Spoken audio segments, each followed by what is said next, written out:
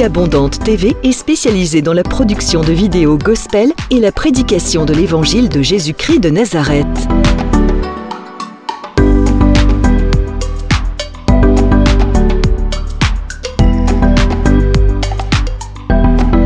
N'hésitez pas à vous abonner à notre chaîne YouTube Vie Abondante TV et sur notre page Facebook.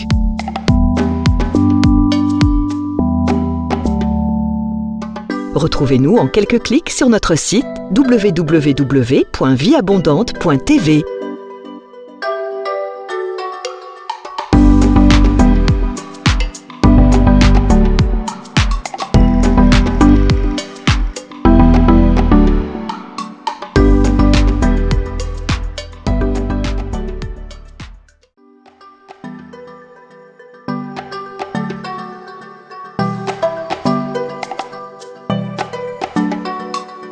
Vie Abondante TV est spécialisée dans la production de vidéos gospel et la prédication de l'évangile de Jésus-Christ de Nazareth.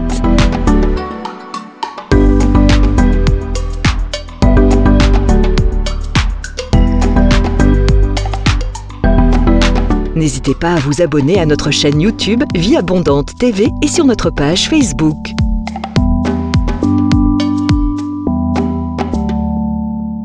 Retrouvez-nous en quelques clics sur notre site www.vieabondante.tv.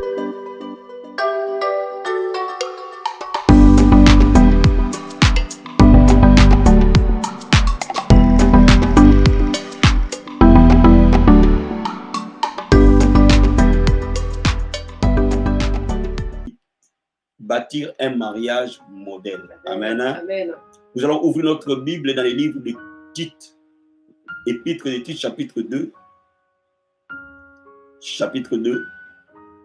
Et nous allons commencer à partir du premier verset au 10e verset. Tite, chapitre 2, verset 1 à 10.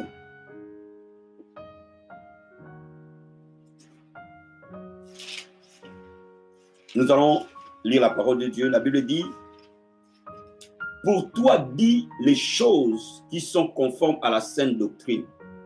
Dis que les vieillards doivent être sobres, honnêtes, modérés, saints dans la foi, dans la charité et dans la patience. Dis que les femmes âgées doivent avoir aussi l'extérieur qui convient à la sainteté. Ni n'être médisantes, ni à donner au vin, qu'elles doivent donner de bonnes instructions, dans le but d'apprendre aux jeunes femmes à aimer leurs maris et leurs enfants, à être retenues chastes, occupées aux soins domestiques, bonnes, soumises à leur mari, afin que la parole de Dieu ne soit pas blasphémée. Exhorte de même les jeunes gens à être modérés, et montre toi-même à tous égards un modèle de bonnes œuvres, et donnant un enseignement pur et digne. Une parole saine, irréprochable, afin que l'adversaire soit confus, n'ayant aucun mal à dire de nous. Exhorte les serviteurs à être soumis à leur maître, à leur plaire en toutes choses, à n'être point contredisant, à ne rien dérober, mais à montrer toujours une petite fidélité, afin de faire honorer en tout la doctrine de Dieu notre Sauveur. Amen. Bien-aimés dans le Seigneur, ici l'apôtre Paul donne les instructions à Tite. Et il lui dit qu'il donne l'exemple, que Tite lui-même d'abord soit un modèle pour les croyants. Que Tite aussi aide dans toute construction de la famille. L'apôtre Paul parle des vieillards, l'apôtre Paul parle des femmes âgées, l'apôtre Paul parle des femmes jeunes, l'apôtre Paul parle des serviteurs, l'apôtre Paul parle de tous les aspects de la société. Bien aimé, laissez-moi vous dire que Jésus-Christ a dit que l'Église est la lumière du monde. Cela veut dire que nous, en tant qu'Église, nous avons une influence sur les familles. Si nous sommes des chrétiens réellement nés de nouveau, nos familles seront réellement transformées. Et lorsque nos familles seront réellement transformées, chaque membre de nos familles, déjà dans la famille restreinte, papa sera transformé, maman sera transformée, les enfants seront transformés, mais cette transformation ne s'arrêtera pas qu'au niveau de la famille. Cette transformation fera que les membres des familles élargies qui viennent nous voir, parfois chaque week-end, quand ils vont voir l'amour qui règne dans notre famille, quand ils vont voir la vie qui coule dans notre famille, eux aussi seront transformés. Amen. Parfois, nos voisins seront transformés. Bien-aimés dans le Seigneur, l'apôtre Paul explique à Tite, en résumé, que l'Église soit un lieu modèle. En d'autres termes, la Bible nous dit que quand les gens voient que le nom de Dieu ne soit pas blasphémé, bien-aimés dans le Seigneur, notre façon de vivre dans nos vies de famille montre si réellement nous avons cru en Dieu ou pas. Il y a une chose de plus choquante qui soit, lorsque les gens connaissent que notre foyer, ce papa-là est ancien, maman diaconesse, mais quand ils voient comment papa traite maman, ça choque. Quand nos enfants nous voient dans notre vie, ça détermine qu'est-ce que nous avons en nous. Laissez-moi te dire quelque chose ce matin. Lorsque nous sommes sauvés, notre vie appartient à Jésus. Et chaque domaine de notre vie doit montrer que Jésus règne. Amen. Jésus ne doit pas être simplement le Jésus à l'église le dimanche, mais Jésus doit être le maître de chaque jour dans notre maison. Amen. Jésus doit être le maître de chaque instant dans notre foyer. Jésus doit être le Seigneur de chaque aspect de notre vie de famille. Lorsque nous voulons avoir une vie de famille stable, nous devons avoir une idée dans notre esprit que Dieu fasse de ma maison une maison modèle. Amen. Bien-aimé dans le Seigneur, quand je devais me marier, il y a une phrase qui me venait par le Saint-Esprit en disant: je vais faire de ton foyer un foyer modèle. Amen. Je vais faire de ton foyer un foyer qui va inspirer les autres. Bien-aimé, ce projet, cette vision doit d'abord être avant notre mariage. Amen. Avant même que nous puissions nous marier, nous ne nous marions pas simplement pour nous-mêmes, mais nous nous marions aussi pour que les autres voient Jésus dans notre mariage. Alors si nous laissons Jésus entrer dans notre mariage, il y a des choses que nous devons faire afin que le monde voie que réellement Jésus est dans notre mariage. Amen. Je vais reprendre une chose en te disant quelque chose. Bien-aimé, toute chose qui réussit attire. Amen. Toute chose qui sort de l'ordinaire attire la curiosité. Amen. Je dis ceci. Si ton mariage que tu vas bâtir ou que tu bâtis est un mariage qui sort de l'ordinaire, quoi qu'il en soit, tôt ou tard, les gens viendront savoir comment ça se fait que ce mariage-là est si heureux. Amen. S'il y a le vrai bonheur dans ton mariage, tôt ou tard, tes enfants auront envie de faire le même mariage que toi. Amen. S'ils voient la manière que tu vis avec ton mari, la manière que tu vis avec ta femme, si tu vis correctement avec ta femme, tu aimes ta femme, ton fils aimera sa femme. Amen. Maman, si tu honores ton mari, ta fille apprendra à honorer son mari. Amen. Mais ça ne se limitera pas que là. Il faut comprendre une chose, que tout ce qui réussit attire. De la même manière, tout ce qui échoue répugne. Donc, lorsque nous nous disons, Seigneur, je vais faire un mariage extraordinaire, pas en termes de fête, je parle, mais en termes de vie. Amen. Que mon mariage soit un mariage différent. Amen. Que mon mariage soit un mariage heureux, si heureux, que tous les membres de ma famille viendront me poser la question, quel est ton secret? Ça doit être un objectif. Ça doit être un but. Que tous les chrétiens doivent se mettre dans l'esprit. Amen. Bien-aimé, tu ne peux pas faire un mariage ordinaire quand tu es un enfant de Dieu. Tu ne peux pas faire un mariage bancal quand tu es un enfant de Dieu. Tu ne peux pas te bâtir un mariage plus compliqué que les païens. Bien-aimé dans le Seigneur, parce que Jésus veut être honoré dans nos familles. Amen. Ça, c'est la première des choses. La deuxième des choses, je vais te dire une vérité. Que tu le saches, que tu ne le saches pas, les gens nous observent. Les gens observent nos vies. Et nos vies que nous menons sont parfois une bénédiction ou une malédiction pour nous. Amen.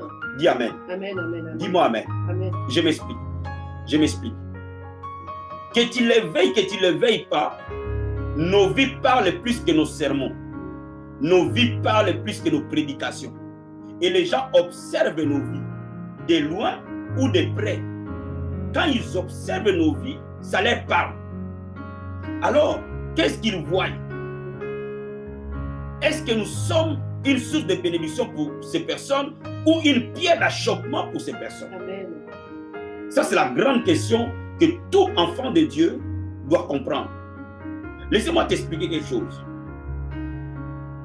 Plus tu vas servir Dieu au niveau des échelons les plus élevés, plus les gens seront exigeants par rapport à ce que tu es censé donner. Bien aimé, même tes enfants, les gens seront exigeants envers eux. Amen. Pourquoi? Parce qu'ils peuvent considérer que l'enfant des membres de l'église porte une mini-jupe, mais ton enfant, toi, n'a pas le droit de porter une mini-jupe. Parce qu'ils considèrent que c'est l'enfant du pasteur. On considère que c'est la fille de Dieu. On considère, c'est-à-dire qu'il y a des choses que vous devez comprendre, que vous le vouliez ou pas.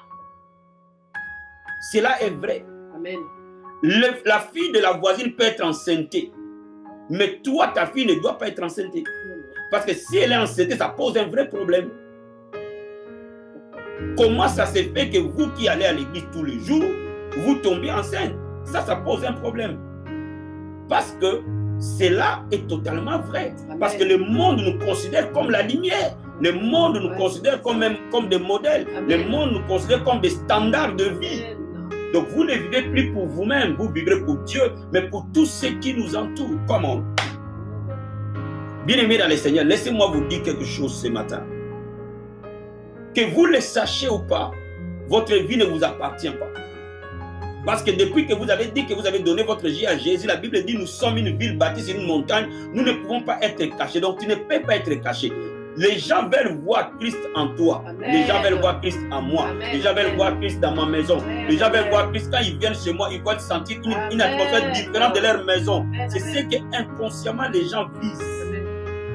Est-ce que ta maison reflète cela ou pas? Est-ce que ta maison reflète Jésus ou pas? Amen. Si ta maison ne reflète pas Jésus, il est temps que toi et moi, nous nous posons de bonnes questions. Est-ce que ton mariage, la façon que tu t'es marié, est-ce que ça honore Jésus? Amen.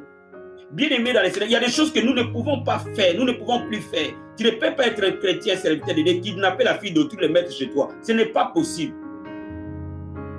Parce que même les païens ne le font plus. Certains païens ne le font pas. Alors combien plus forte raison, toi qui vas à l'église tous les dimanches? Toi aussi, jeune fille, qui va à l'église, qui chante la chorale, qui intercède, qui fait ceci, qui fait cela. Comment veux-tu prendre un homme, le mettre dans ta maison et faire la vie avec? Et ça norme, ça règlement, ça pose un vrai problème. Pourquoi? Parce que nous ne vivons plus pour nous-mêmes, nous n'appartenons plus à nous-mêmes, mais nous appartenons à Jésus. Amen. Bien aimé, la question que je devais poser à chacun de nous aujourd'hui, quel mariage veux-tu bâtir? Quel mariage veux-tu avoir? Est-ce que ton mariage sera aussi un mariage ordinaire et bancal et normal comme tous les autres mariages? Ou alors ton mariage doit avoir une touche de Dieu? Amen. Amen. Amen. Doit avoir une particularité. Bien aimé, si notre mariage n'a pas de particularité, il y a un problème. Alors nous devons revenir aux fondamentaux de la parole de Dieu. Regardons maintenant 1 Corinthiens chapitre 11. 1 Corinthiens chapitre 11. 1 Corinthiens chapitre 11.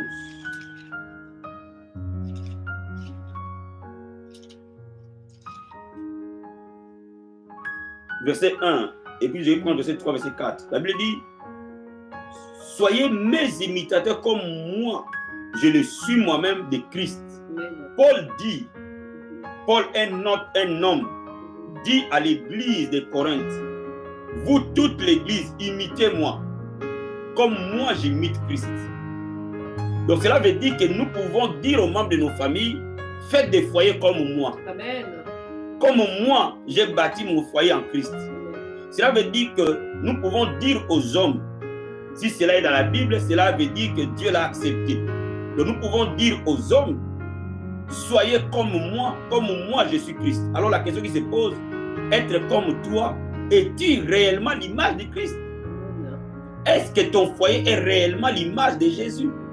Pour que nous ayons le culot de dire aux païens: bâtissez des maisons en Christ, vous serez heureux. Amen. Bâtissez des maisons en Christ, vous allez être épanouis. Amen. Mais un homme qui dit ça ne doit pas tromper sa femme. Une femme qui dit ça doit être une femme soumise. Absolument. Amen. Est-ce qu'il me fait comprendre? Amen. Donc notre façon de bâtir nos foyers détermine beaucoup si notre maison est une bénédiction ou une malédiction. Regardez verset 3. Je veux cependant que vous sachiez que le Christ est le chef de tout homme, et que l'homme est le chef de la femme, et que Dieu est le chef de Christ. Amen. Tu vois, la vie a des hiérarchies.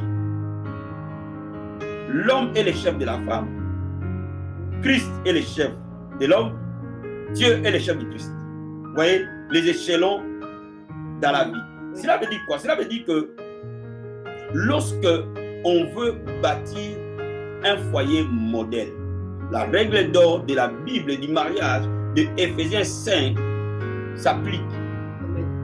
Comme l'homme est le chef de la femme, Dieu dit à la femme d'être soumise à son mari. Amen. Bien aimé, aujourd'hui, nous vivons dans un monde où on parle de l'égalité homme-femme. D'accord? De l'égalité homme-femme, on parle de l'égalité dans tous les domaines. Mais moi, je ne suis pas contre que les femmes doivent faire le travail de l'homme s'il faut, s'ils ont les compétences. Peuvent occuper des grands postes s'ils ont les compétences. Je ne dis pas que si tu es homme, tu dois occuper ces grands postes. Non, non, je ne dis pas ça. Mais dans les cadres de la famille, Dieu a créé le corps de l'homme différent du corps de la femme. Amen. Cela veut dire que Dieu les a créés complémentaires et non identiques. Cela veut dire que dans les cadres de la famille, c'est un partenariat, une complémentarité et non une unicité. Cela veut dire que nous avons des rôles complètement différents mais qui se complètent. Amen. Donc dans les cadres du mariage, il n'y a pas égalité, il y a complémentarité. Donc si nous ne respectons pas cette règle-là simple, il y a un souci. Dieu nous a créés pour nous compléter. Cela veut dire quoi? Cela veut dire que une femme, une jeune fille doit être féminine. Amen.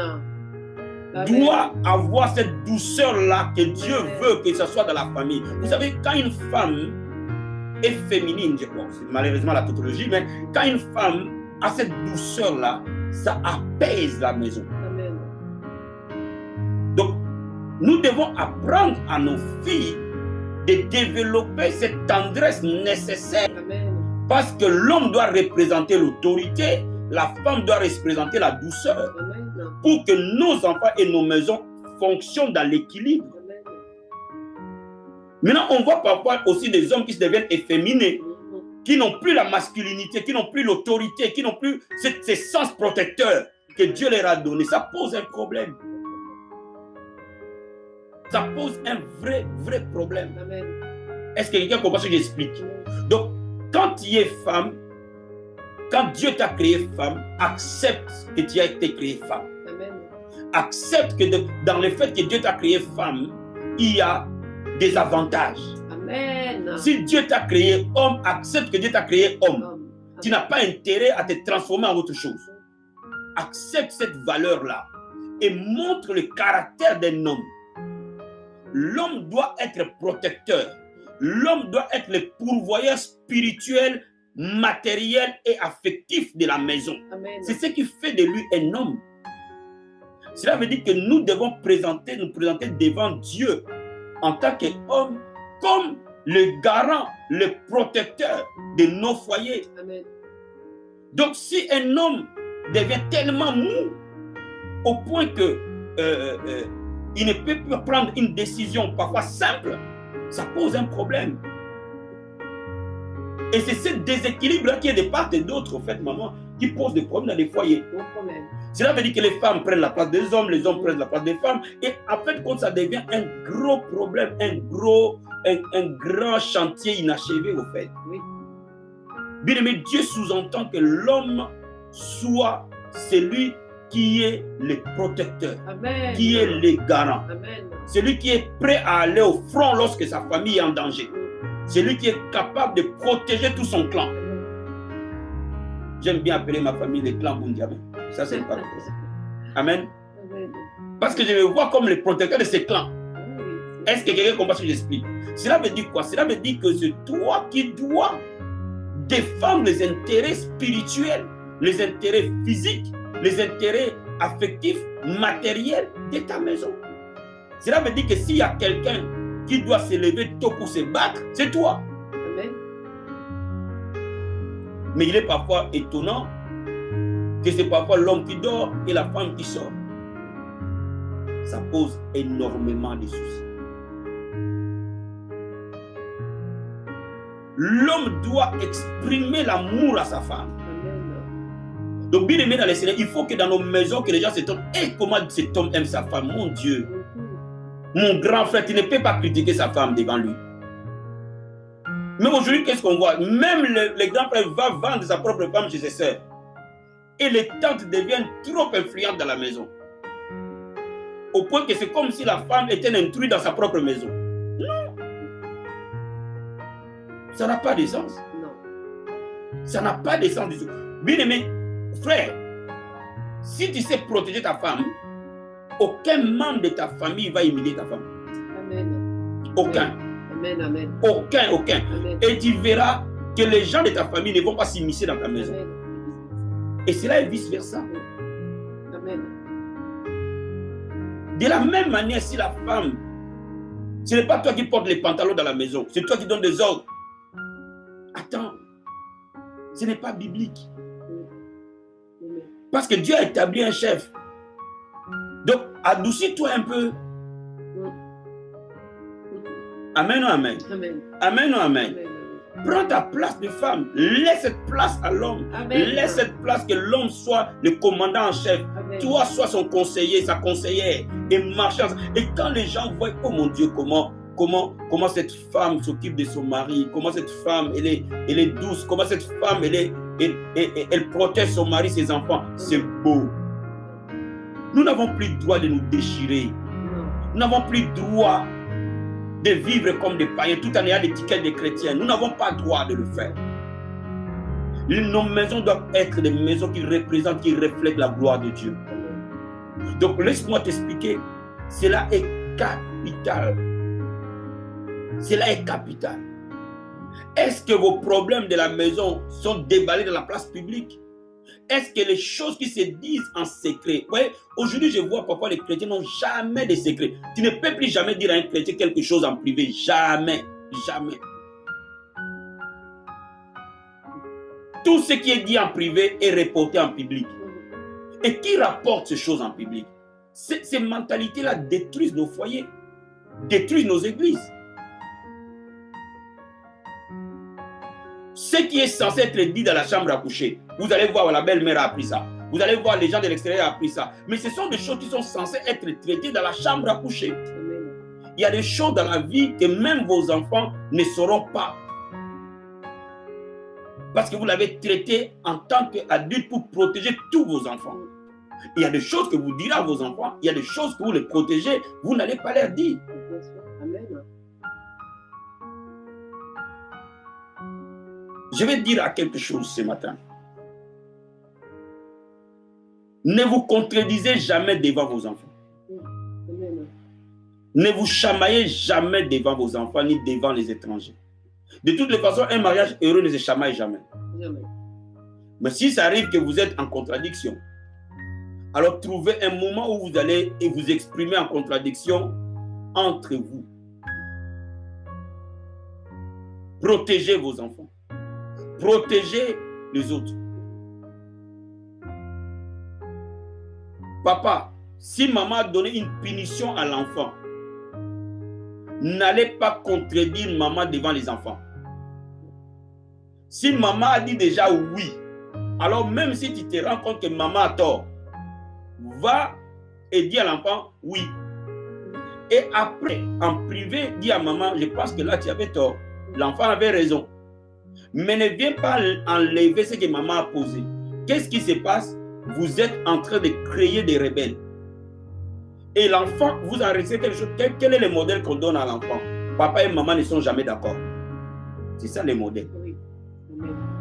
Et je sais que ton enfant va reproduire demain avec sa femme, ils ne seront jamais d'accord. Parce qu'ils ont vu que papa et maman ne sont jamais d'accord.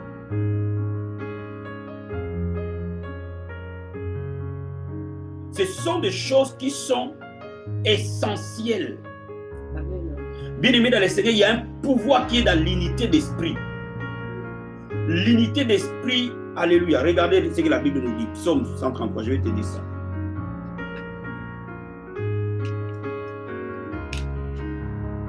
Oh, j'aime ce passage.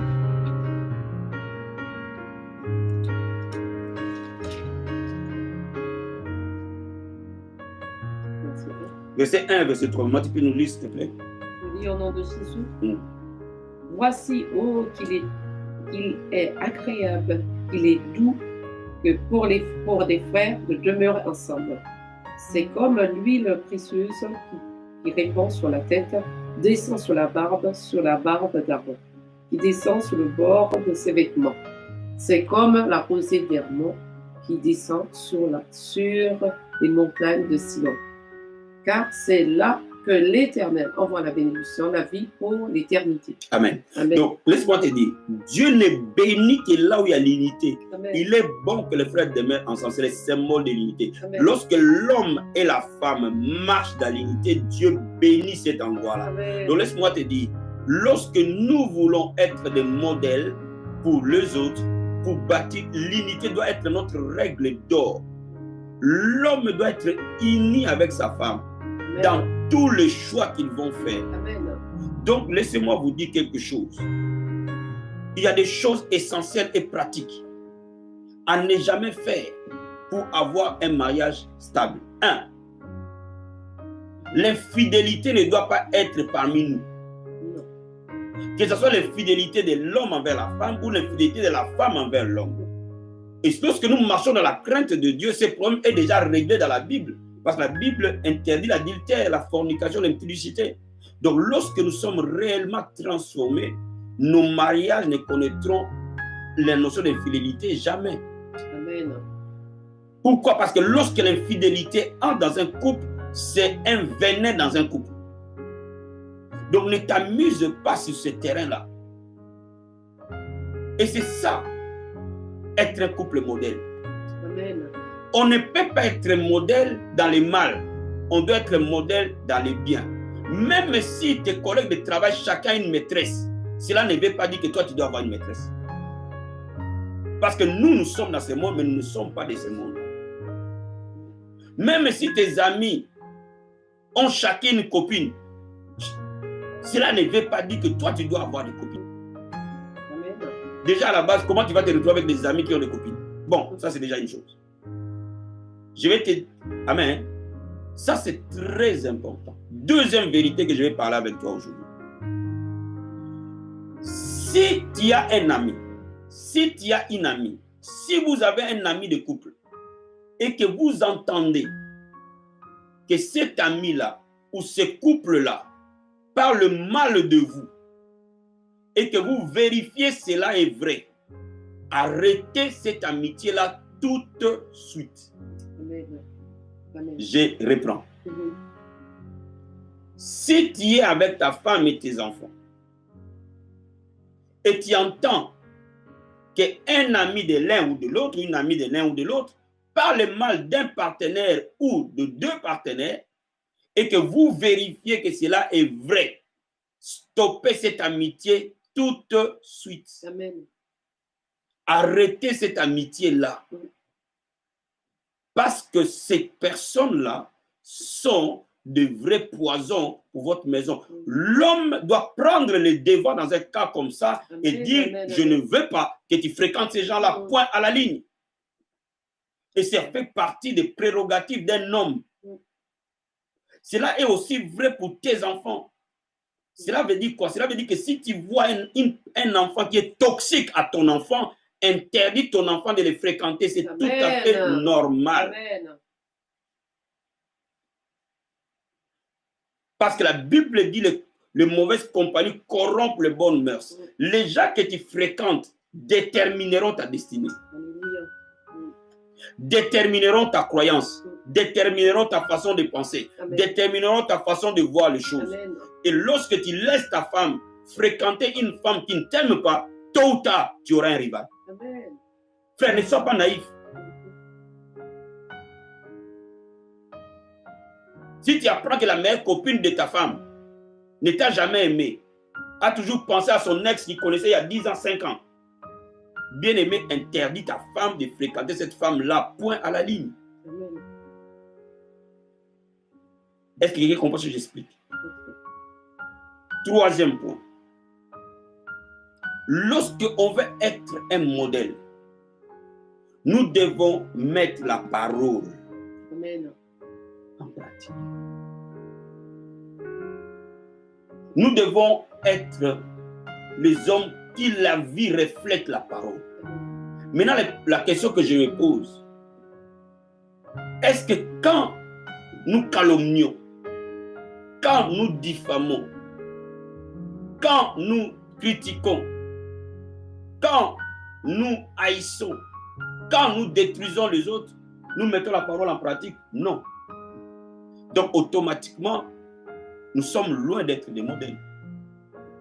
Voyez-vous, notre marche chrétienne détermine notre foyer que nous avons. Et parfois, notre environnement familial est tellement si fort que ça se déteste sur nos enfants. Il y a des moments quand tu es observateur, si tu regardes les enfants, tu verras les caractères des parents. Amen. Amen. Cela est très important. Donc, il y a des choses qui se passent dans nos vies de famille qui sont des véritables poisons pour l'épanouissement de notre vie et de la vie de tout le monde. Mais n'oubliez pas que les gens nous regardent, les gens nous analysent, les gens nous observent et ils veulent voir Dieu en nous. Amen. N'oubliez jamais cette vérité. Et n'oubliez pas non plus que tout ce qui sort de l'ordinaire attire. Amen. Les gens viendront chercher ce qui sort de l'ordinaire, frère. Alors, aie-toi comme objectif et but de vie de que tu aies un mariage différent. Si ton père et ta mère étaient païens, ne fais pas les mariages comme eux ils ont fait. Tu dois faire meilleur que eux. Amen. Dis Amen. Amen. Dis Amen. Amen. Si tes gens que tu connaissais étaient païens et sont dans les mariages, ton mariage doit être au-dessus de leur mariage, en qualité et en tout. Est-ce que quelqu'un comprend ce que j'explique? Amen. Quand je parle de cela, cela est une vérité absolue. Absolue. Et n'oubliez jamais, Dieu honore tout ce qu'il honore. Amen. Et lorsque vous allez commencer à honorer Dieu dans votre mariage, votre qualité de vie dans les mariages va être du haut niveau, Amen. du haut standard. Amen. C'est-à-dire que votre qualité de vie dans les mariages va être du haut standard. Amen. Et quand votre qualité de vie dans les mariages devient du haut standard, Amen. vous devenez automatiquement des gens imités. Amen.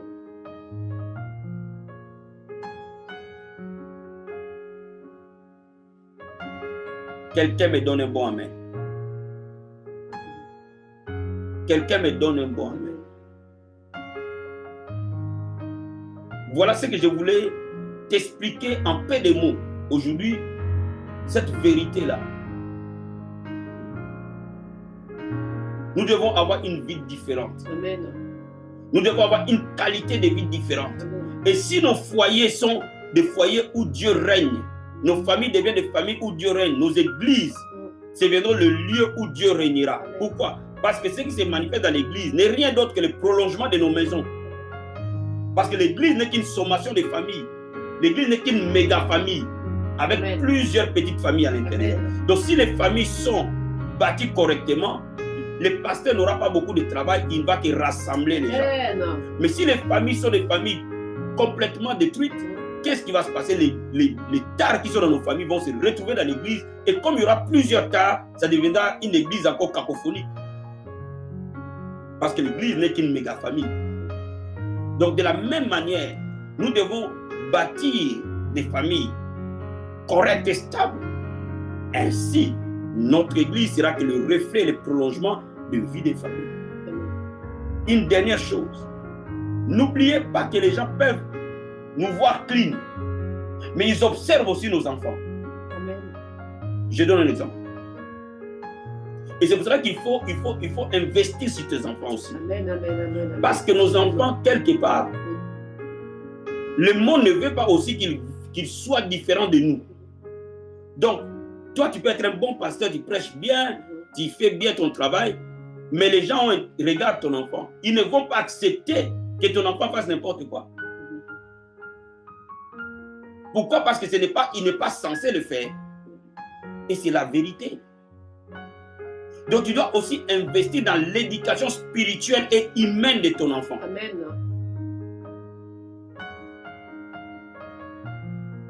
Il faut que les enfants que Dieu nous donne soient aussi les reflets de la vie qui coule dans nos familles. Et c'est pour cela que les parents doivent investir à bien éduquer leurs enfants. L'éducation est capitale.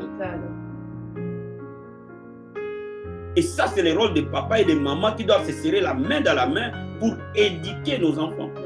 Parce qu'ils sont le reflet de la famille. Il n'y a pas une contradiction aussi forte qui puisse être un papa clean, une maman clean, mais avec des enfants rebelles. Ça fait une contradiction bizarre. Donc laisse-moi te dire, nous devons éduquer, investir du temps pour éduquer nos enfants spirituellement et humainement. Ils doivent avoir un standard d'éducation élevé. Amen. Nos enfants doivent avoir un niveau d'éducation plus que les enfants des païens. Amen. Parce que je ne peux pas accepter un enfant d'un païen plus éduqué qu'un enfant d'un païen. Ce n'est pas possible. Parce que nous avons la parole. Nous avons tous les instruments spirituels nécessaires pour que nos enfants soient mieux éduqués que les enfants du monde.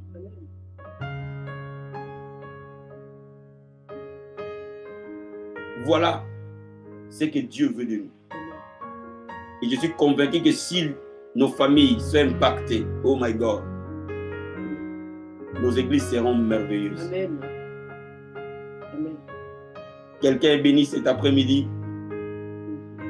Voilà pourquoi, pasteur Marie-Lise, j'investis beaucoup sur les familles. Nous investissons beaucoup sur les familles. Amen. Parce que nous savons que si les familles sont impactées, sont touchées, sont transformées, c'est l'église qui est transformée, c'est la société dans son ensemble qui est transformée. Toute la société est transformée. Ce sont les nations qui sont transformées, ce sont les générations qui sont transformées. Amen. Donc bien aimé, n'oublie pas, si toi tu es transformé, ce sont tes enfants qui sont transformés, les amis de tes enfants qui sont transformés, qui peuvent même remonter jusqu'à c'est les parents de tes amis, les amis de tes enfants. C'est toute une génération qui peut être impactée.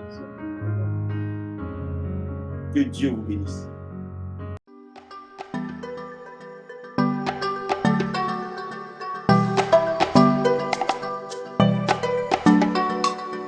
Vie Abondante TV est spécialisée dans la production de vidéos gospel et la prédication de l'évangile de Jésus-Christ de Nazareth.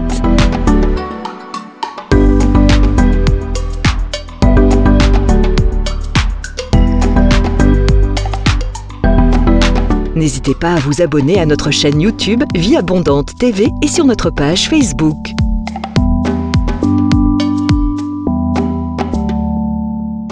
Retrouvez-nous en quelques clics sur notre site www.vieabondante.tv.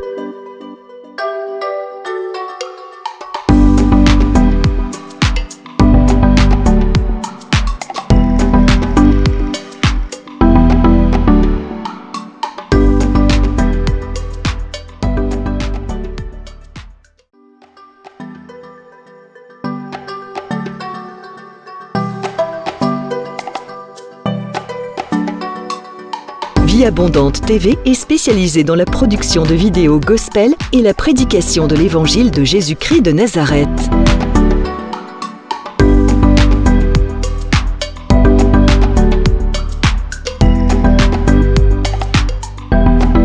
N'hésitez pas à vous abonner à notre chaîne YouTube Vie Abondante TV et sur notre page Facebook.